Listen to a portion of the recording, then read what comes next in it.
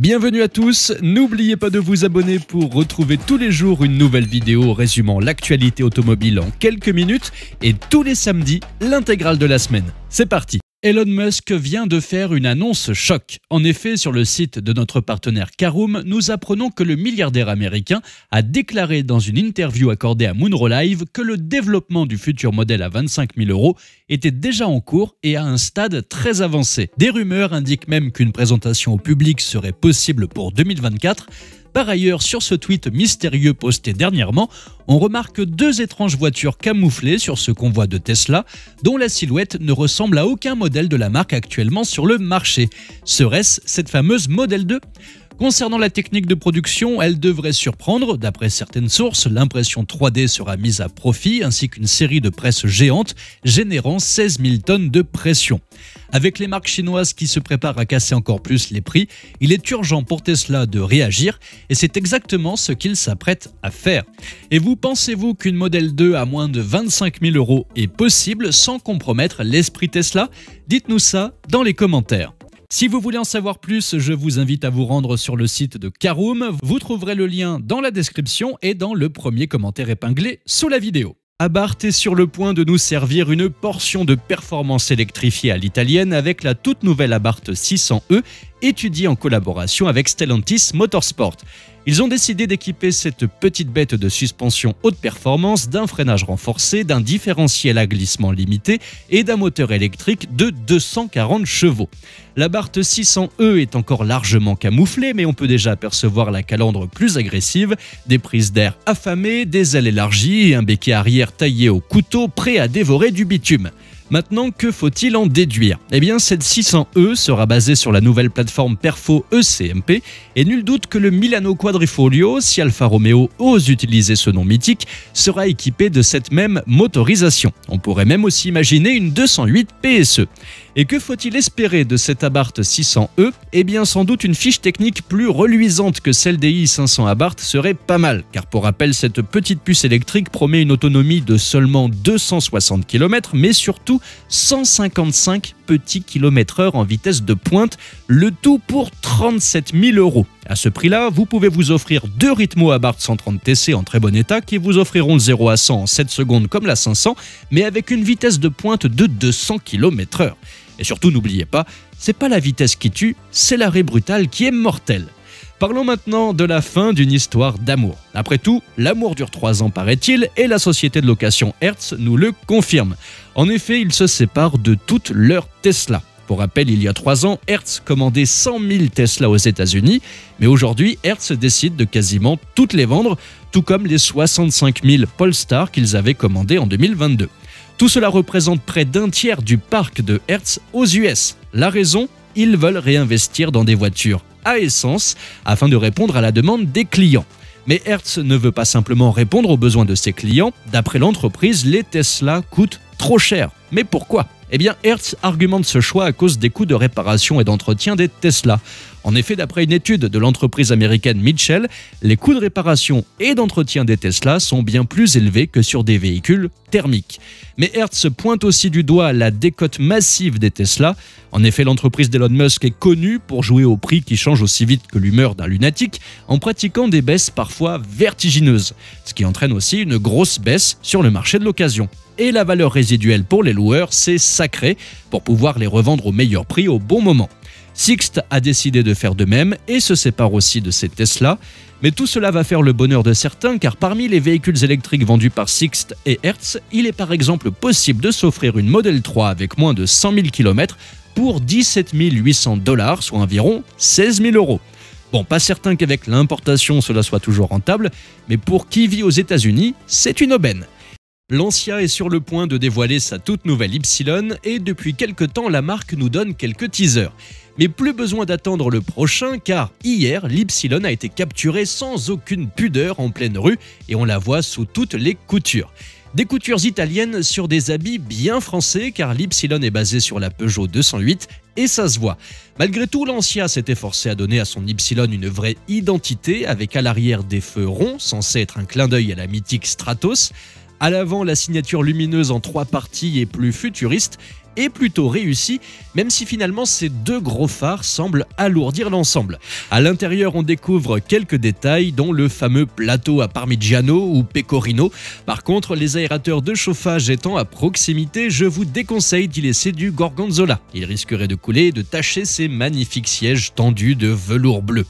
Côté technique, sans surprise, nous retrouverons les mêmes motorisations que sur la 208, à savoir un bloc électrique de 156 chevaux, dont les batteries autorisent 400 km d'autonomie.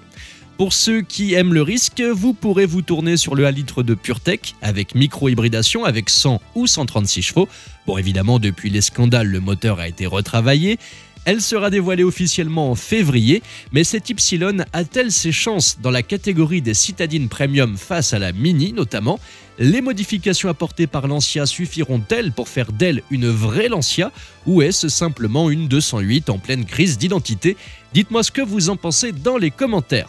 Partons maintenant chez MG. MG, la marque qui ne recule devant rien, même pas devant la perte d'un petit bonus gouvernemental, vient de baisser de manière vertigineuse le prix de sa MG4. Depuis ses débuts, la MG4 électrique est proposée à 29 990 € de base. Depuis quelques semaines, elle n'a plus droit au bonus écologique et début janvier, MG a sorti l'artillerie en annonçant une baisse de 4 000 € sur tout leur catalogue. Mais cela ne suffisait pas, la filiale française de la marque a décidé d'aller encore plus loin. Depuis hier, pour toute commande d'une MG4 blanche standard avec la petite batterie, le prix est de 22 990 € et ce jusqu'à fin janvier. Avec 7 000 € de remise, on ne peut pas s'empêcher de se demander si la marque réalise vraiment des bénéfices, surtout en prenant en compte le transport maritime depuis la Chine. C'est une question épineuse et MG semble prêt à tout pour conquérir le marché. Et on ne peut pas s'empêcher non plus de se poser une deuxième question, doit-on en avoir peur ? Accrochez-vous à vos volants et ouvrez les yeux car les nouvelles recrues de la brigade des emmerdes routières ont débarqué et elles sont plus sournoises que jamais. En effet, des petits radars urbains nouvelle génération installés dans plusieurs villes sont en service depuis hier, le mardi 16 janvier. Ils sont plus discrets que Hitman et ont un appétit insatiable pour distribuer des amendes. Ces petits boîtiers ont passé leur phase d'expérimentation depuis 2021 et sont maintenant en action.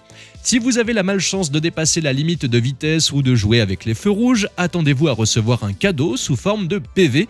Bientôt, ils serviront aussi à verbaliser les adeptes du téléphone au volant ou les rebelles sans ceinture de sécurité. Maintenant, quand vous serez au volant, il va falloir lever les yeux au ciel car ils se fixent discrètement sur le mobilier urbain déjà existant et sont prévenus simplement avec un panneau tout aussi discret quelques mètres en amont. De plus, vous serez au courant de vos effroyables crimes routiers seulement à la réception du courrier car vous ne verrez aucun flash grâce à la technologie infrarouge. Les premiers à subir l'assaut de ces radars urbains sont les habitants du territoire de Belfort et de l'agglomération de Sochaux-Montbéliard, à Toulouse ainsi qu'à Marseille. Toulouse qui a d'ailleurs abaissé sa vitesse à 30 km/h en début d'année. Pour les amateurs de vitesse, voici une petite consolation. Depuis le 1er janvier, les petits excès de moins de 5 km/h ne vous coûteront plus un point de permis. Mais attention, l'amende, elle, est toujours là, avec 68 € si vous avez pris quelques libertés sur les routes à plus de 50 km/h et 135 € si vous avez tenté de jouer les pilotes sur les routes limitées à 50 km/h ou moins. Avec tout ça, ces radars urbains sont également les héros financiers du gouvernement. Avec des prévisions budgétaires en hausse de 10% par rapport à l'année précédente, ils sont sur le point de remplir les coffres de l'État à hauteur de 2 milliards d'euros. Parlons maintenant de MG qui se prépare à dégainer une arme massive avec Dacia dans son viseur. En effet, la marque chinoise qui a réussi à bien s'implanter chez nous s'apprête à révéler sa MG3 hybride, dont les prix d'entrée de gamme devraient se situer entre 13 et 15 000 €. Elle sera dévoilée officiellement le 26 février prochain, en grande pompe, dans l'arène prestigieuse du Salon de Genève 2024. Imaginez-vous cette citadine hybride d'environ 100 chevaux avec un style certes sage, mais faisant, et ça me fait mal de le dire, moins low cost que la nouvelle C3 qui est bien plus chère.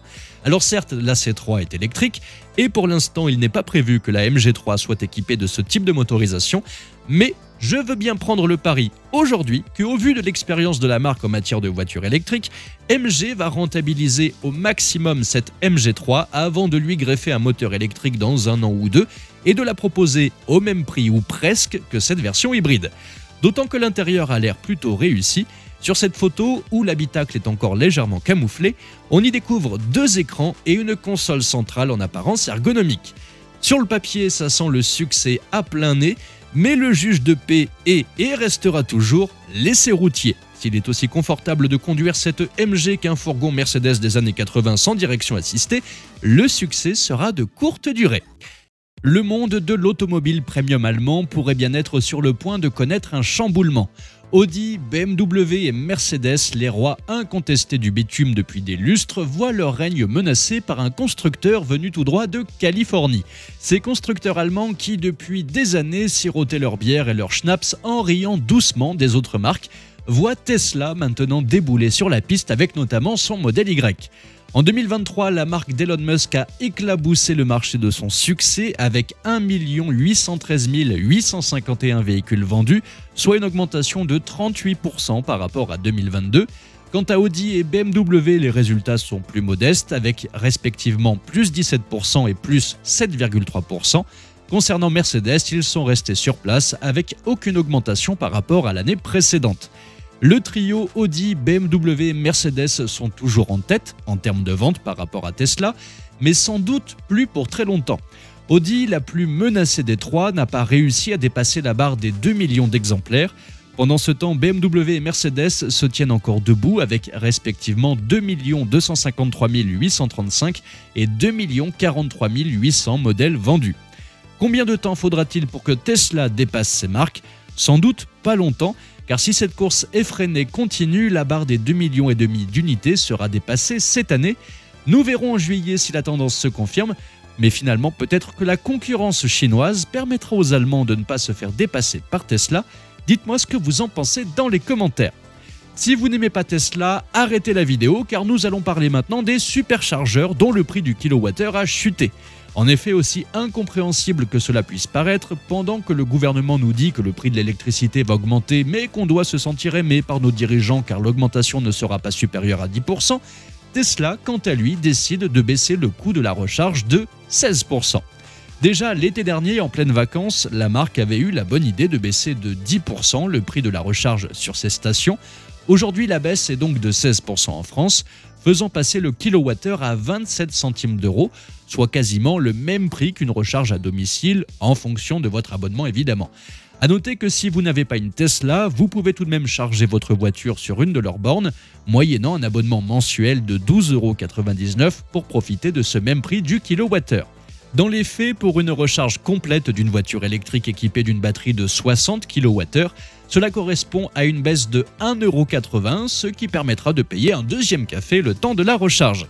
Mais si nous avons la chance de connaître cette baisse, d'autres pays, quant à eux, subissent une hausse de 25%, comme c'est le cas en Norvège et en Suède. Tesla aurait-il quelque chose contre ces pays ? Probablement. Qu'y a-t-il de plus inutile qu'une voiture garée toute la journée et qui ne sert à rien, mis à part une assiette de quinoa bien sûr. C'est sans doute ce que s'est dit Omid Sadegpour en regardant sa Tesla Model Y depuis la fenêtre de son bureau.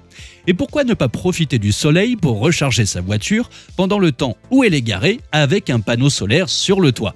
Idée géniale au premier abord, d'autant plus que cette installation permettrait de générer 32 km d'autonomie par jour, mais il présente tout de même quelques défauts.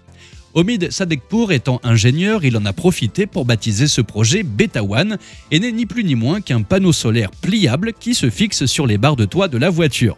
Cet assemblage de panneaux solaires d'une puissance de 200 watts, une fois déplié, a l'avantage de correspondre à la taille de la Model Y. Il n'y a donc pas de contrainte pour se garer. Ce projet, encore au stade d'élaboration, coûterait dans les 4 000 €, mais d'après son ingénieur, la somme serait vite rentabilisée, argumentant également que les prochains prototypes pourraient réduire considérablement les besoins mondiaux en électricité. Le problème aujourd'hui, c'est le poids de cette installation, avec 75 kg tout de même, mais surtout son manque d'aérodynamisme une fois replié, ce qui fait évidemment perdre en autonomie, réduisant ainsi les 32 km de gagnés par cette installation. Mais Omid Sadegpour travaille déjà sur la version 2 et espère bien régler ses problèmes, et s'il y arrive, sa solution pourrait devenir extrêmement intéressante. Bon, bien sûr, niveau look, on a fait mieux, mais qu'en pensez-vous ? Cela pourrait-il être une solution d'avenir ? Dites-moi ce que vous en pensez dans les commentaires. Parlons maintenant d'une nouvelle trouvaille de la Commission européenne et je vous préviens, accrochez-vous. En effet, rouler avec une voiture de plus de 15 ans va devenir très compliqué. Le 13 juillet 2023, la Commission européenne a proposé une loi qui est plutôt passée inaperçue, mais qui se fait aujourd'hui de plus en plus insistante, et on commence à comprendre où ils veulent en venir. L'été dernier, cette proposition de mesure stipulait que lorsqu'un propriétaire souhaitait vendre sa voiture sur le marché de l'occasion, il faudrait déterminer si la voiture est en fin de vie et si c'est le cas, elle ne pourra pas être réparée et sera considérée comme un véhicule hors d'usage. Si on s'arrête à ça, on peut se dire « ouais, c'est normal, c'est comme le contrôle technique, quoi ». C'est sans doute pour ça que jusqu'à présent, cette mesure n'a pas fait tant de bruit. Sauf que, vous vous en doutez, c'est beaucoup plus vicieux que ça. Nos voitures de collection, et particulièrement les Youngtimers, pourraient tout simplement être bonnes pour la poubelle. Car qu'entend l'Europe par le terme « véhicule hors d'usage » Eh bien, on parle d'un véhicule de plus de 15 ans avec un kilométrage entre guillemets élevé. Et afin qu'elle arrête de circuler, les réparations seraient tout simplement interdites sur le véhicule. Des réparations telles que le remplacement du moteur, de la boîte de vitesse, des parties de la carrosserie et d'une manière générale de tout ce qui dépasse la valeur de la voiture. Sauf que, y a-t-il quelque chose de plus écologique que de changer une boîte de vitesse HS sur une Mercedes 190, quand bien même elle aurait 600 000 km ? Une Audi TT de 2005 serait bonne pour la poubelle sous prétexte qu'il faut changer le moteur car son propriétaire n'avait plus le budget pour faire les vidanges, et nos petites GTI des années 80 dont les tarifs sont encore abordables, et nos petites Youngtimers pourtant pas sportives et dont la valeur n'a pas encore explosé, n'auraient-elles pas le droit à un nouveau pare-choc ? Bon, pour l'instant, ne nous affolons pas, cette mesure n'est pas encore en place. On se demande comment ils pourraient contrôler, sans parler de toute l'économie derrière ces voitures anciennes qui pourraient s'effondrer. En tout cas, affaire à suivre et de près. Et dites-moi dans les commentaires si vous pensez qu'un règlement interdisant les réparations sur une voiture de plus de 15 ans pourrait être adopté. Merci à tous d'avoir suivi cette nouvelle vidéo. N'hésitez pas à vous abonner, à activer la cloche des notifications pour être sûr de ne rien louper, liker, partager et vous pouvez également venir nous rejoindre sur notre compte TikTok. Ciao!